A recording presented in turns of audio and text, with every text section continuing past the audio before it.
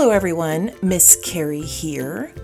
Today I'm sharing a sweet and simple card making project.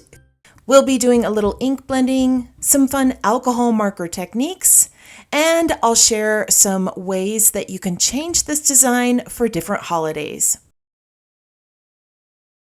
I'm working with the candy jar collection, which includes this adorable apothecary jar and all kinds of whimsical candy elements. There is also a coordinating die set and a masking stencil that pairs perfectly with this collection. For my sentiment, I'm using the Simply Sentimental Sweet Stamp and Die combo.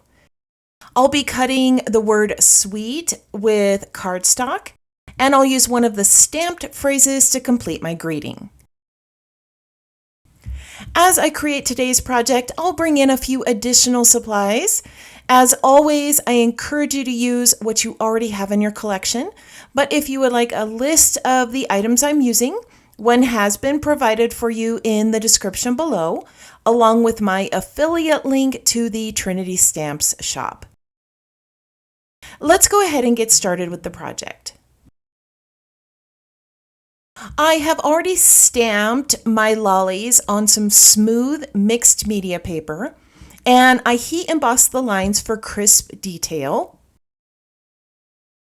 I'm going to zoom in as I color these because I want you to see the details of how this is done. On the first lolly, I'm going to use purple and minty green.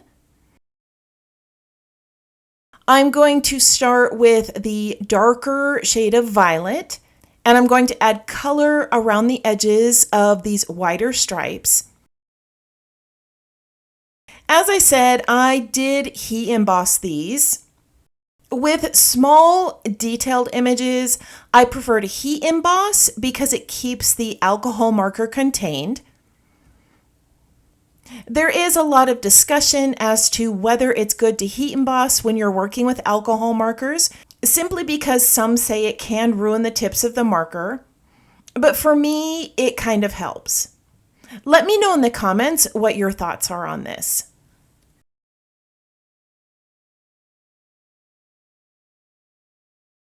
I'm going to bring in the lightest color next and fill in the centers of those stripes and gently blend my colors together. That darker shade is around the indented swirl lines, and as we bring in those lighter tones, you're going to see how this piece of candy begins to come to life. For more depth, I'm going to bring in a deeper purple just in the shadows. I'm actually doing more of a dotting than actual coloring because I don't want too wide of a line. Just a bit of an illusion that I have some more shading here.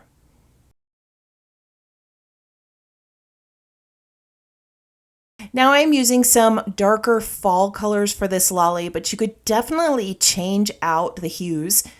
If you wanted this to have more of a birthday theme, you could bring in some really bright colors like yellow and blue or yellow and pink.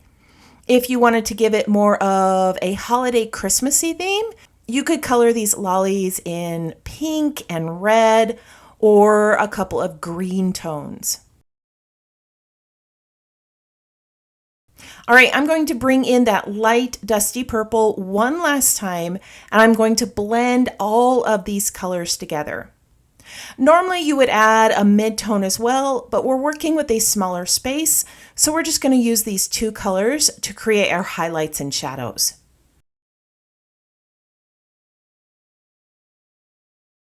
Next, we're going to bring in a minty green. Once again, I'm going to start with the darker color and just bring it along the edges. Then I'll come in with that lightest color and blend all of those soft hues together. If you're new to working with alcohol markers, I'm going to share a few tips with you as I finish coloring this lolly. You want to make sure that you use a smooth, non-porous paper. Marker paper or high quality mixed media cardstock is best. It allows the ink to blend rather than soak in and spread too far. Now, most people start with light and then add dark. I typically do the opposite. If you are new to adding shadows, it's best to start with the lightest color and then gradually build up your darks. If you end up with harsh edges between two shades, you can go back over the transition with your lighter marker. That extra pass helps the inks mingle together and smooth out any lines. All right, so now that I've finished coloring in this lolly, I'm going to come in with a 0.5 white gel pen and add a little bit of detail here. I'm going to add some highlights and white dots to give it more of that realistic candy look. All right, I'm going to show you how to color this second one. I've started with an ice blue first, and I'm adding color to the entire swirl. This time, I'm going to use a different technique to add the shading. These lines are tiny, and it can be difficult to blend small shade lines, so I'm going to show you a blending trick.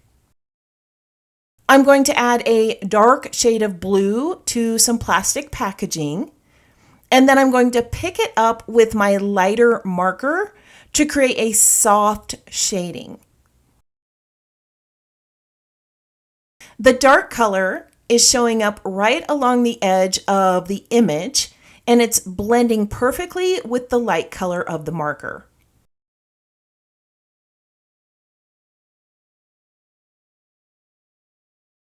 As I'm adding the color to this, I'm picking up more of that darker ink to create some more shading.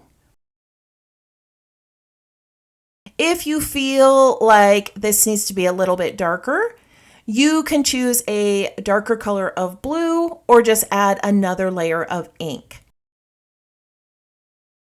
This is a really simple way to add shading without trying to squeeze into all of those tiny areas. We're going to add a softer pink to the second swirl. Once again, I'm starting with the light color. Then I'll add some dark, bright pink to my acetate here. And I'm going to pick up that color and go right around the edges. You can see how beautifully it's blending.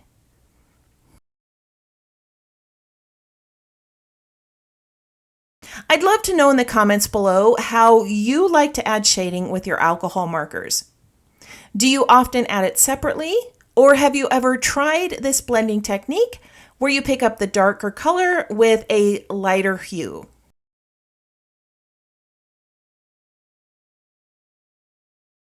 I'm cutting out both lollipops using the matching dies. This collection has dies for each piece of the candy so that you can layer them inside of that jar.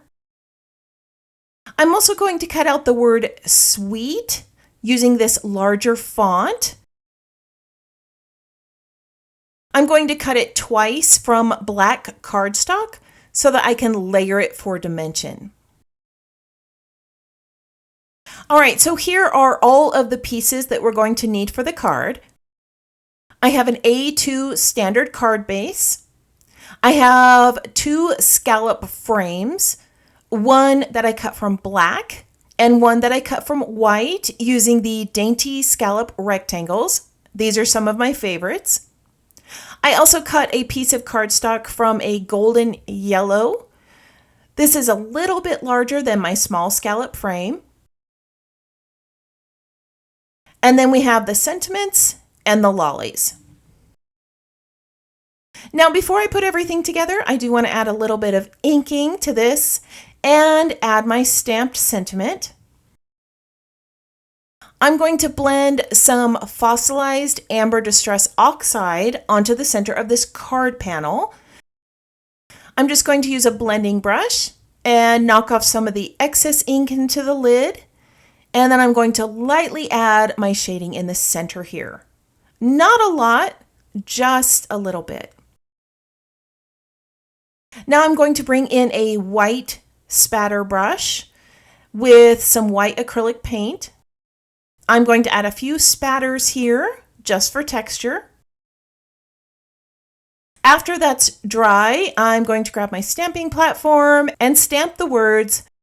I'm going to stamp it a couple of times, and then I'll add some clear embossing powder over the top and heat set it with my heat tool. That little extra shine helps my sentiment stand out. All right, now all we have to do is put this all together.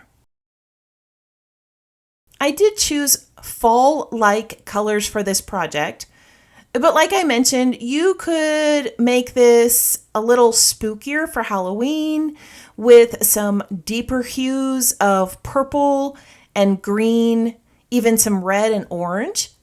You could also bring in some warm fall tones, or you could change it up for Christmas. Here at the end of the video, I'm going to share another card that I made in a different color palette so that you can see how versatile this design is. Now that I've put all of the layers together, I'm going to adhere the word sweet on the lower part of the card. I've used temporary tape to help align the word. I started with the first letter S, and then I'll add the last letter, and then I'll fill in the letters in the middle. This just helps me make sure that everything is spaced evenly. I did want to give this sentiment a little bit of dimension, but with thin die cuts like this, it's difficult to add foam tape. Instead, I'm going to glue a second die cut layer on the top. This is going to add a little bit of dimension without foam tape.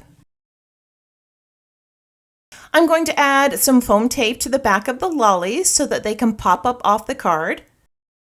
I'm going to add them at an angle, one on the left and one on the right. And then I'm going to finish off this card with some tiny little hearts. I'm going to finish gluing these in place, and then I'll share the finished card with you. All right, here is our finished card. I added those cute little hearts to bring in another pop of yellow. Then I used my white gel pen to add some details to the word sweet. This is a very simple card design, but all of the layers and ink blending with markers and distress oxides really brought this to life. This card design is so versatile. You can recreate it in spooky Halloween colors, bright birthday hues, or even a classic red and green for Christmas. All you have to do is switch out your color palette to match the occasion or the person you're gifting it to. I hope this project gave you a little crafty inspiration today. If you enjoyed this video, don't forget to give it a thumbs up and subscribe for more paper crafting tutorials and creative tips. If you have any questions about the project or supplies I used, feel free to post those in the comments below. I hope you have a wonderful week, and I can't wait to see what you create.